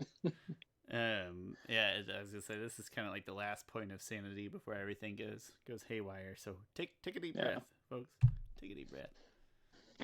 All right, episode 9, the final battle, Does it and bother this you that one there's is 9 episodes? Like, can we? Oh, the odd numbers. I don't know why it makes my skin crawl. Can we just have 10 episodes, please? I don't know Oh, why. I thought you were gonna say it bothers you that there's like just 9 episodes. It bothered a lot of people. Oh, Which I no, mean, I'm okay with it. This is, I mean, we're in the age of binging. 9 episodes is a perfect. That's a Saturday binge right there. No, I hate odd but I numbers. think oh I, I no, the odd I know numbers it's don't stupid. bother Like me. when I saw episode 9, my mind just immediately thought. I don't know why, because there was only like 9 in the previous season, right? But my mind immediately was like, oh, there's one more episode after this, after all this stuff, and then it shut off. I was like, no, Sean, you're stupid. There's like you can have just 9 episodes, but I don't know, it just doesn't feel right in my brain. So I was disappointed when there was not one more episode. That's all there is Yeah, to I it. mean, I I would I think 12 episodes would be a good landing spot. Um, Benediction wrote, in the end, the show's biggest issue is the 9 episode season structure that Netflix imposes. I've said it before, and I know that you said it as well. Avatar had a great first season because they had a guaranteed 20 episodes. I think it was 20 episodes that they could structure an entire season around. If Dragon Prince had that kind of freedom, I think this series would could have surpassed Avatar in the story and spectacle. Nah, Um, I which don't, I don't I I don't have any would. issues with the 9 episodes, especially because are they all longer? Or is it just the last one's like 30 or 40 minutes or something? Like it's not a 20 minute deal. Most of them are like 22 minutes, which is your Yeah, average but the episode length last for one a. is 35 or 40 or something. Like it's a I don't. longer I would deal. think it. I think it might just be 27. It's a little longer, but I A think little it's like longer, not too much. 5 minutes Okay. longer. I don't Yeah. mind that though. Like I felt like the story that was told here in 9 episodes was told as it was intended to be, and not a lot of extra fluff or anything. I have no qualm whatsoever with the length of the season. I guess, other than that, end on an odd number. I could go for 12. I would Uh, watch 12. but Don't get me wrong. That sounds stupid. If they put 12, I'll no, watch you 12. don't. No, if they give us 12 next season, which hopefully we get I'm it, gonna cut off you at won't get 9 and to be like, watch 9. no. You gotta live by your word, and that is it.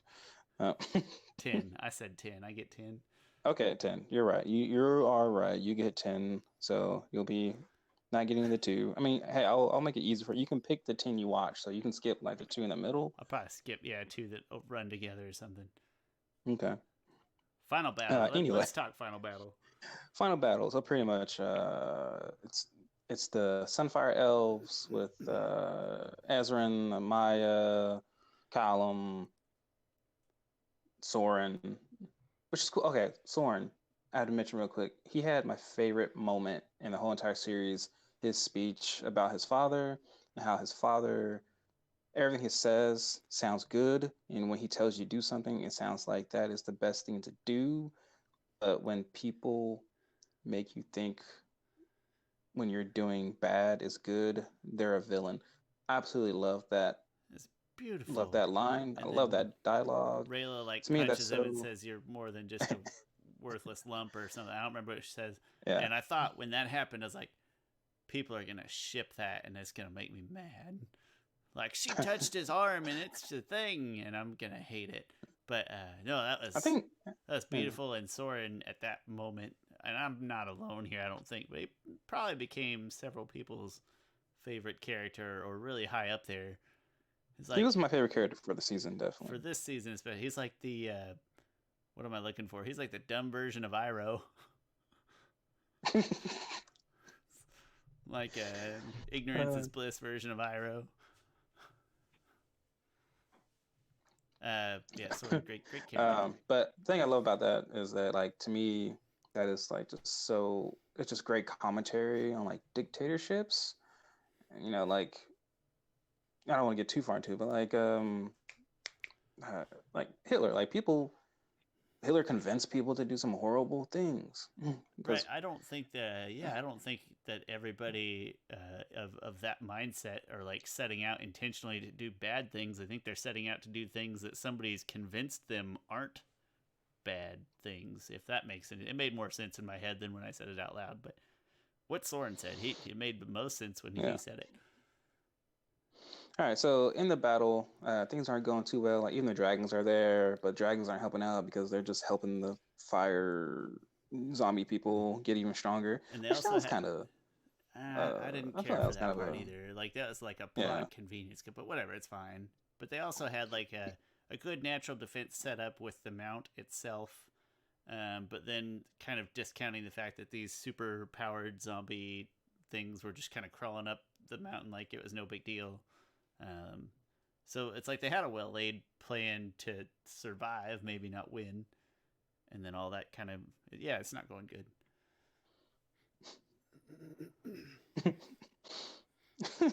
Sorry, I finally found that comment I was looking for when It's been eating you up inside. LMAO, the Dragon Queen went to the store at the wrong time. Come back, her baby's gone and her man dead. Woo! And someone commented that was by Alice K.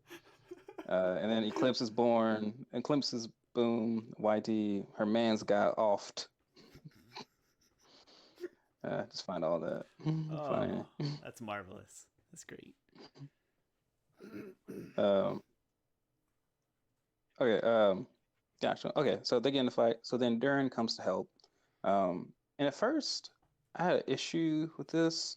Because to me, one thing I have an issue with a couple of things that. So I had an initial issue with Durin, um, because I was like, why would Queen Amaya fight with them? Like Azadia has been at war with humans also. Like, why would she just help them out and stuff?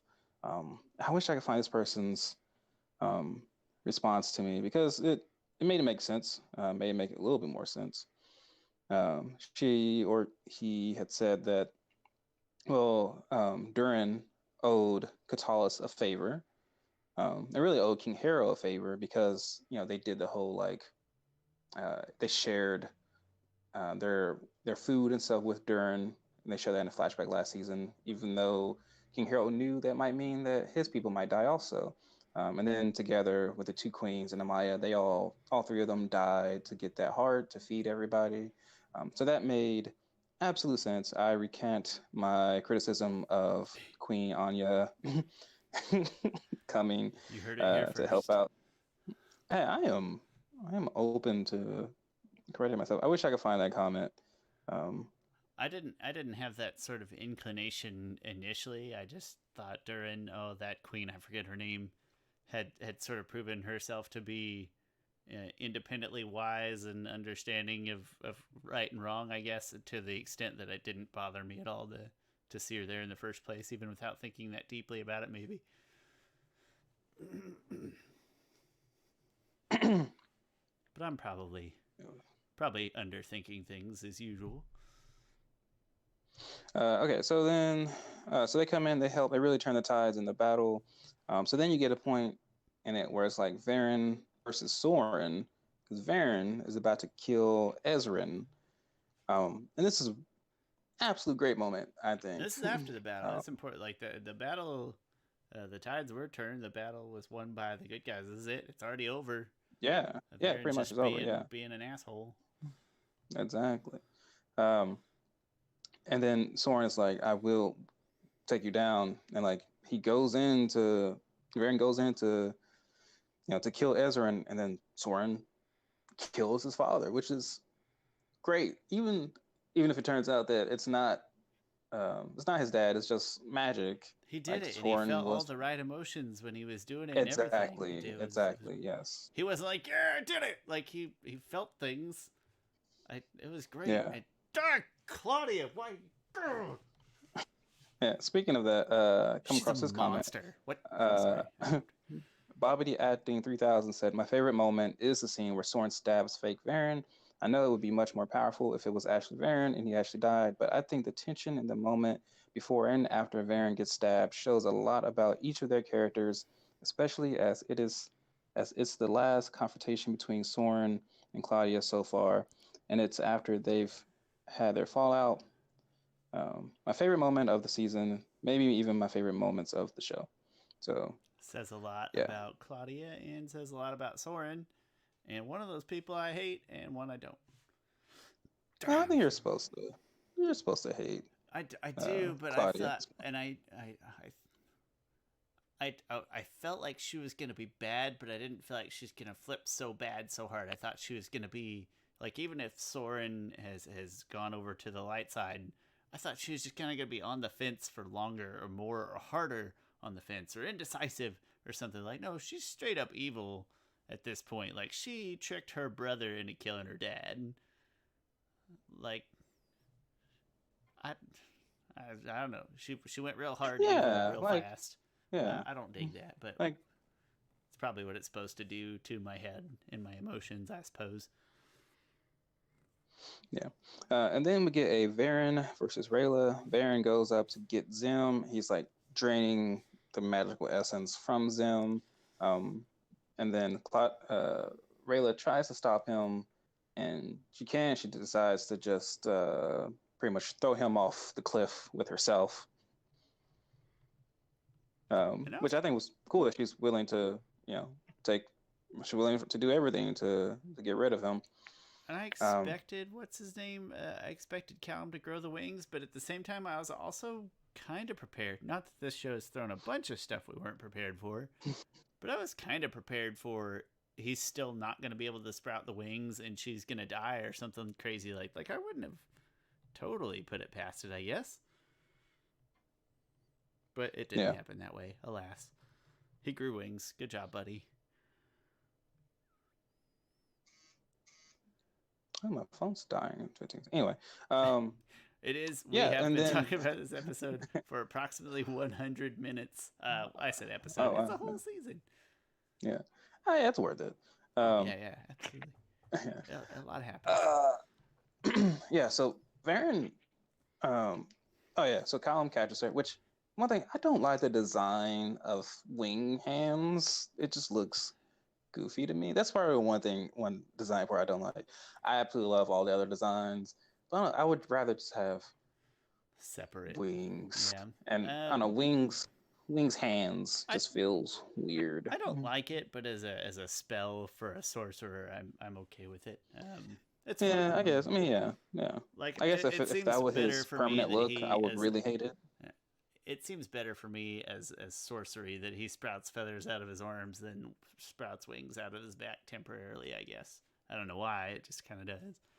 And if you got to plug your phone in, OBS has No, that's handed fine. this handy new pause function. Actually, we can actually pause. So No, I'm good. It's okay, fine. I'll do it in between our anyway.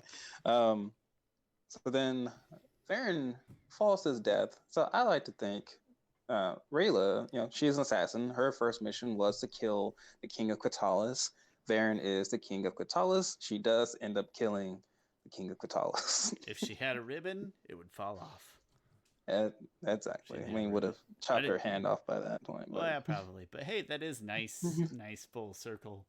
Unless yeah. you still are thinking like most people, Ezrin's still the rightful king, but Well, she you can kill him. you fa- you failed, Rayla. Nice job, you loser. Just kidding. You're my favorite. No wonder your parent. Never mind. I don't know what I was about to say. I don't know, but it was about to get dark. Yeah. Okay. So then, it's all happy, happy. story and everything. Um, they meet the Dragon Queen, and she wakes up. She's like, "Can this be? Humans and people getting along together? Like this is my dream."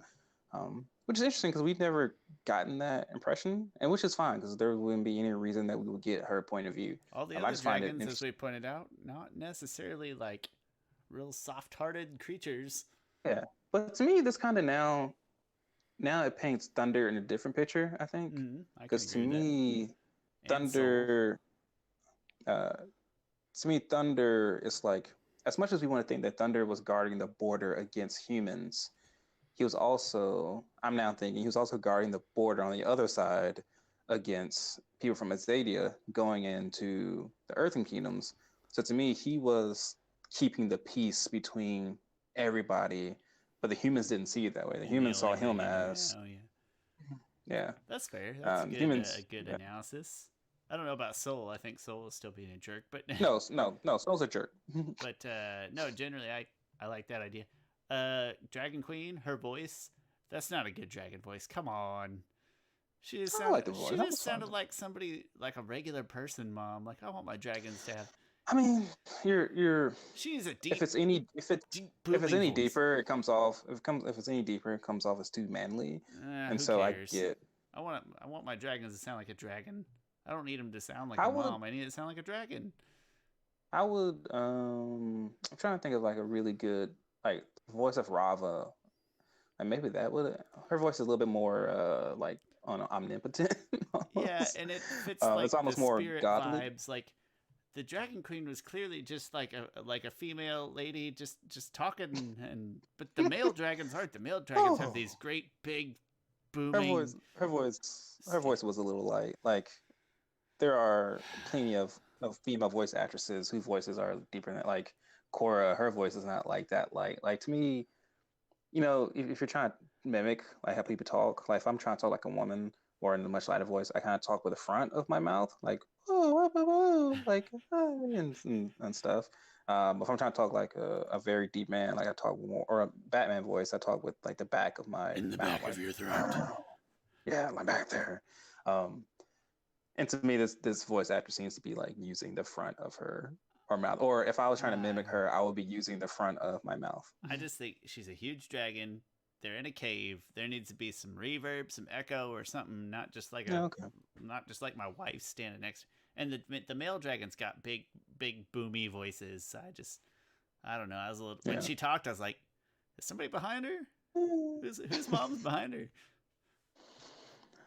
Sorry, Yeah. Okay. minor detail, very minor, stupid Yes. detail even. And so she sees all of them. She sees her baby's back. She sees Raylan and Callum are together. And not only that, Janai and Amaya are together. I love how like Amaya has to like Just bang like her. jog her to get the handhold. Yeah, Yeah, to get the handhold. it's pretty Like, cute. I dug it. geez, would it kill you to do some PDA? Just a handhold.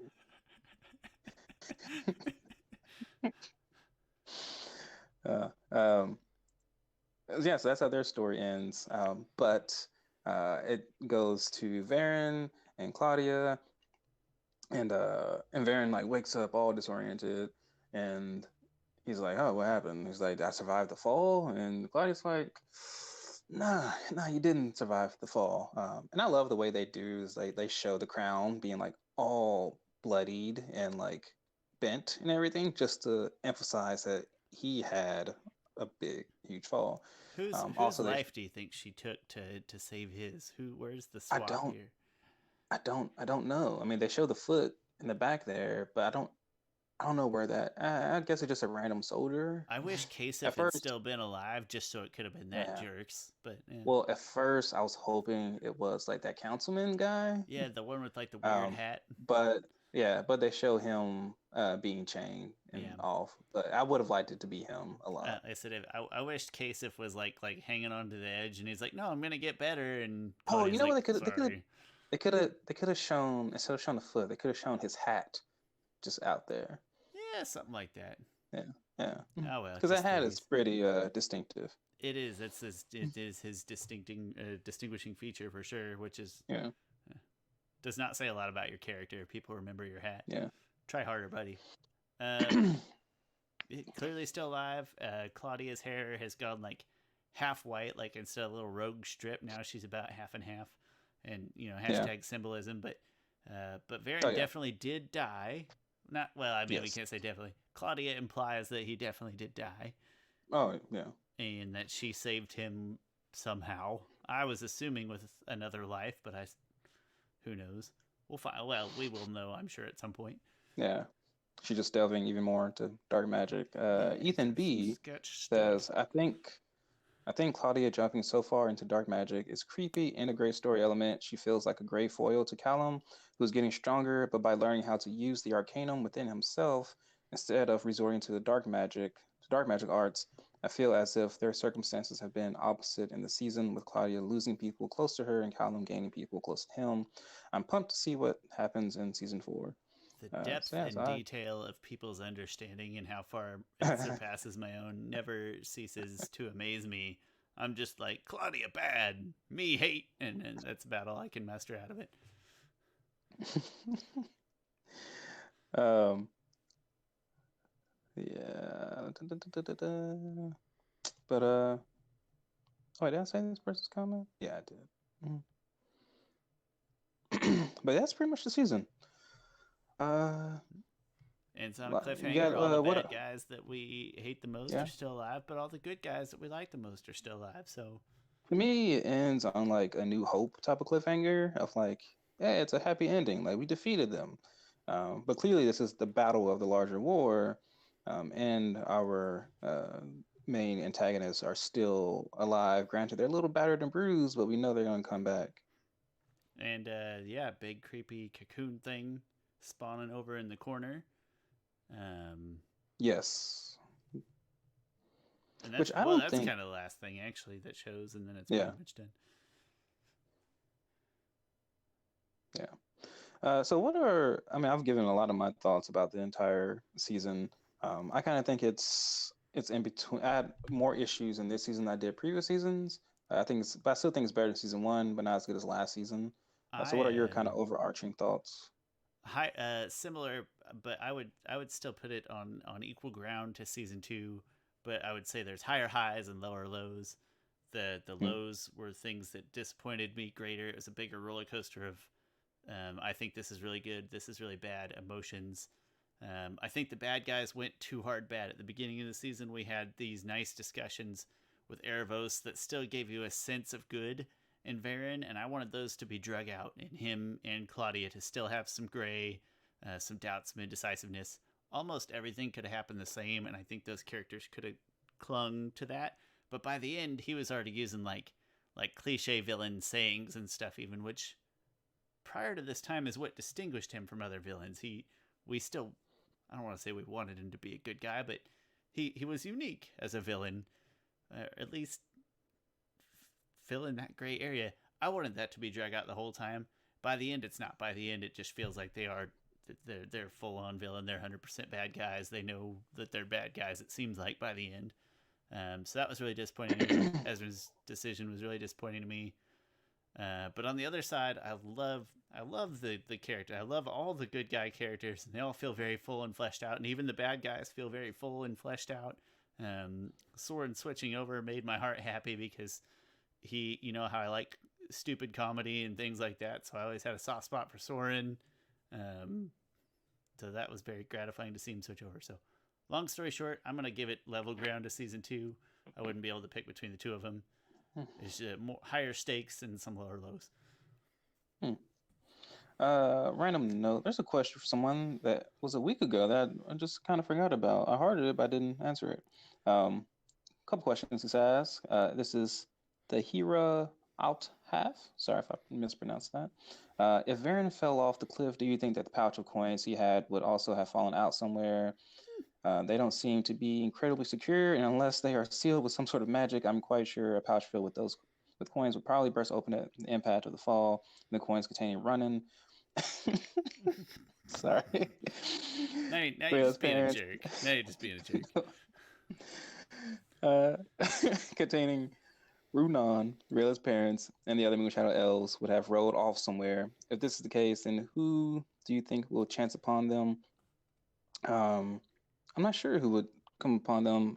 Probably Janai, as she said she was going to go searching for them at the end there. Um, that's question number two. Building on from this point, since the coins are now in Zadia, where even the soil is magical. Oh, this is interesting. Do you think then that the magic in Zadia will somehow be able to get the trapped elves out of the coins? That's really a cool thought because yeah, everything in Zadia is magic. Like even the even the soil and everything. That's a really interesting thought. I wish I had commented on this a long time ago, but I would say sure, that sounds very plausible. Or in some cases, it might be like a catalyst to like helping them come out. I'm gonna make two, like a prediction, and then if that prediction doesn't happen, then another prediction. I will say my first prediction is that I think for some reason I feel like Varen's still gonna have the coins. Just gonna be a plot point that goes kind of Okay. unaddressed that it could have broken open. I think he'll still have him, but if he doesn't have him, I'd love to see it be like an animal or something. Just get it like pick it up and drag it to a town and like it go through this sort of Appa caliber story of this is where the coins landed here, this is where the coins Hmm. went next, and after that, and eventually they end up at some sort of tea shop or something getting spent, and somebody recognizes them. That would be a lot of fun, I think. But ultimately, I personally think they'll probably just still be with Varen. Hmm. That's a boring guess, though. Uh, That's not fun to yeah. postulate. I Boring. know it Um, is. third Great question question. is since soil contains magic, do you think that this could possibly point towards an ethical use for dark magic instead of killing creatures, if that is possible? Yeah, there's so much vagueness around kind of dark magic and stuff that I hope we learn even more about that. But I think you mean um, organic magic. yes, or sorry, yeah, PR team, organic magic, and the dirt goes even more towards the organic magic. Yeah, it really Um, fits the bill there. but um, but I think my issue, or where I think the evilness of dark magic comes from, is that it only takes, and it doesn't give. Like it takes that opportunity for something to become something greater than itself. And I guess maybe I just look down at soil, but soil to me doesn't have that same. I was So just it trying doesn't to have think that. of what I offer to chickens to make it okay. In my Yeah. defense, I give chickens water and food, and then I only eat the ones that I That's want true. to eat at exactly that point. Also part of dark magic is because it's the other issue or evilness of dark magic is that it's like the easiest thing you could do, right? It doesn't require the hard work. Sure, it does take some from you, like it does certain dark magic. You had to pay a price, like Claudia. Hair is turning white, like she's clearly turning more evil. But before that, like she was kind of perfectly fine using dark magic. It didn't Yeah. seem to affect her Well, that it much. always takes something. It Uh, just sometimes it can be redirected to a different source from which to steal, I guess, is the easiest way to go. yeah, yeah. I mean, it didn't take from the user. Um, and so like to me it's like, and the reason why I I compare dark magic to things like slavery was like, oh, you got to dehumanize this thing in order to you got to dehumanize it so much and think of it as less than human in order to feel decent about yourself at all, which is terrible. um Gosh, I don't know where I was going off with this thought pattern. Chris, what if Claudia, instead of like a straight up one for one in an immediate way, what if she found a way to like gradually sort of channel her life into Varen's, and then at some point she's gonna die? It's like a Half of her gradual life, thing, like, not like a one for one, yeah, just a yeah, one gradual for one right now. Because it's like all she could yeah, think of. maybe. Everybody else was dead. I mean, I hope she actually did kill somebody because to me that would I be kind of do messed up too. for them to place that boot there just to have Yeah. us theorizing about him. Like, no, she didn't kill She nobody. took a lot of those little magical puffins, and she took enough life from all of them to fuel Varen to fire him back up. Took thousands of puffins. All right, so do you have any predictions? If you want us to know my predictions, I have a lot of predictions in my video about Dragon Prince season 4 predictions. But I'm Sean, do you terrible. have any? I'm terrible at specific predictions. I'd like to think that Claudia will still have some kind of redemption, not a full redemption maybe, but I'm still hoping that we'll see some of that gray area and indecisiveness of her being less pure villain, I guess. And that maybe even Soren will still be on the fence. He's still going to have some familial ties, second opportunity to not kill his dad, that kind of thing. So, like I said, I'm terrible at big picture predictions, but I'd like to think that'll happen. And then on the other side, I'd like to think that there's going to be some kind of breakup or dissent in between dragons and elves and Zadians again. Like there's got to be a source of friction there somewhere. It's not just going to be a big happy family right away. That's about all the prediction I can muster personally. Yeah. Yeah. Yeah.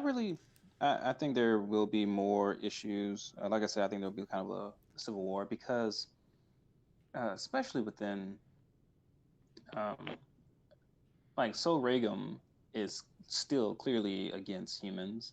I mean, just because the queen is the queen doesn't He's mean still just he won't try and like have a new king come up. He won't try and like uh groom them to take over the throne. Like the Dragon Queen is probably fairly weak. like Zim is well, really young. I'm imagining dragons don't get less stubborn as they get old. That's not common for any living creature of any type. So when he's just sitting out there brooding, all blind and pissed off all the time, he's probably not coming to peace. So yeah, I dig that. I dig a Sol Regum contingent uprising, not just him, but maybe some of his buddies. Yeah. And then there will definitely be some more conflict within the human kingdom because people did die. The kings and queens, or some of them heads of states, were killed by magical methods, and no one knows it was Varen that did that at the end of season two.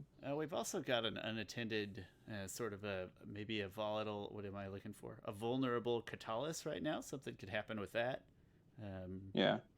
should be very vulnerable in theory. So maybe some third parties that we haven't heard as much about will come into play. Mm. Yeah. Chris, have you Uh, heard of a book called the Poppy War? Have you heard of I don't know. a? Oh, okay. Oh, never No. mind. I know you don't read straight up novels as much, but if you do, you should consider picking that one up. It's a good one, and it kind of follows similar, I guess, styles and themes and things that we tend to enjoy.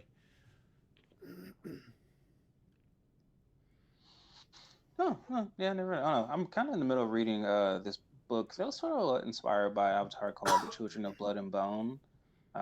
Involves like the four elements and then other six other things about magic and stuff. I'm not reading it. I'm actually this is the first book I've ever listened to an audiobook of. I I'm, love I'm audiobooks. It's It kind of is a weird. life change. No, I love them. The They're thing is, I'm great. so like I get distracted because like I think a lot, and so I'm in the car and I'll be like listening to it, and then they'll say some random thing that takes me down like a thought pattern, a thought some absurd train of thought. I'm like, oh crap, I've been listening to what was happening in this book for the last 3 minutes because I'm stuck on my own thoughts. Like I gotta change my mentality, my literal mentality, to get out of my head and just listen. Chris, you know me. But I love being in my I head. never think about anything ever. So it's very easy for me to turn off and enjoy an audiobook. Not all the time. Not I can't sit and listen to one at home, but on drives would be time A, and then there's other times at work where it is not inappropriate for me to have an audiobook going. Um, love audiobooks. Big fan. So, hey, with that, we've been on this. This one's running about 2 hours. Yeah, much longer than I thought. And it's well worth it. But if I got to be honest, I would say if you liked this 2 hours, I hope it's because you already watched the show and you're not watching this 2 hours and now being like, I should go spend 3 more hours watching this show. Just go watch the show if you haven't already. Watch the season 3, which again, Chris sounds like you maybe didn't like it quite as much, but really close. I liked it I almost as still loved much. it. Yeah, it Yeah. was marvelous season overall. Is my in general maybe closing remark is it's great, and I'm really excited for the next season at a minimum. Very sad we have to wait for it. Hmm. That's my Yeah. closing. Hopefully we get it. Hopefully get it greenlit. What are you looking at? You look like you're like Good time. We've got like 30 seconds left till 2 hours. I was yeah. hoping you would Anyway, keep going or wrap it up. I think I think we've had a 2 hour episode before. The Kyoshi episode, that was a 2 hour episode. Another Yeah. one well worth it. So, um, hey, that's all my thoughts on this one. We hope you don't mind that we broke away from the normal format to talk about this. Obviously, it's not like it's a spiritual success or anything, but show that's pretty near and dear to our hearts as Avatar: The Last Airbender focused people. We love this show. We're very excited. And we loved it. Thanks for all the comments. It was really fun to have Chris be able to read through comments and to be able to interact with those and address those. I had a lot of fun with that. So thank you, commenters and all subscribers and likers and all that. We appreciate it all very much. And we'll talk to you next week. Chris, we'll see you next time.